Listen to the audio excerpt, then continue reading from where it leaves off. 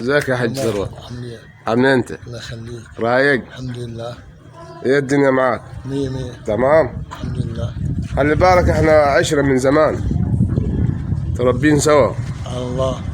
فاكر زمان من 30 سنة كنت صغير أنا، حصل. كان أبويا حصل. الله يرحمه يديني شلن 5 قروش، حصل. نروح أنا نجيب بسكويتة، نجيب كيس كراتيه، مظبوط. يقول لي ياد روح هات حاجة زينة هات. يقول لي ايه الحاجة الزينة دي؟ يقول لي روح عند ثروت وهو يديك.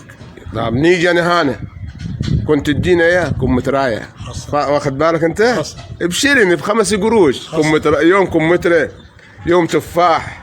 حصل. كده يعني متربين سوا. اخونا الكبير انت، الله يخليك. ايه الفراخ عاملين النهارده؟ تمام. ايه بيع الكيلو وافتح ورينا بركات. ليه النهارده اللقاء يا عم ثروت على الفراخ؟ الفراخ 25 الكيلو. ايوه. الكيلو ب25. طب الفرخه دي تجيب كام كيلو؟ تجيب كام كيلو الفرخه يا عم ثروت؟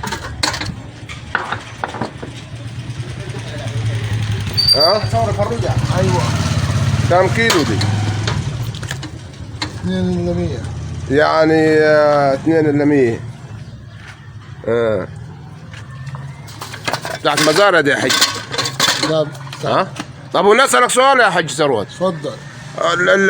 الفروج ده ما فيش منه تكره؟ لا، في من انتي بس؟ ليه انتي بس؟ يعني هو جاي زي ايه ده؟ ما لهش ابوه؟ ليه ابوه؟ لا تلقيح. يا تلقيح. جدع. معلومة ده صح، نعمل مختبرا على الفروج الابيض فانا عايز ناخذ معلومات.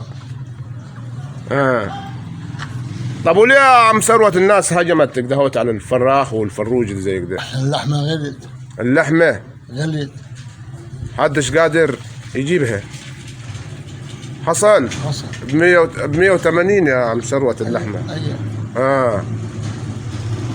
والدكور زي ما هو عم ثروت من زمان انت. دكور بتاع زمان ده كنت تحط لنا اياه هنا عنب وتفاح وبتاع، نديك الشلن كنت تديني. عبي. فين الايام دي يا عم ثروت؟ سبحان الله. سبحان الله. ربنا يديك الصحة يا عم ثروت. الله يخليك. وكل سنة وانت طيب. نفسك فيه يا عم ثروت؟ الستر والحمد لله. راح كتير بقى قاعد لقليل. ربنا يديك الصحة. والله. نفسك في حاجة؟ الحمد لله. ربنا يسترها معاك يا عم ثروت. يلا تقول حاجة مني؟ الله يخليك. يلا كل سنة وانت طيب يا عم ثروت.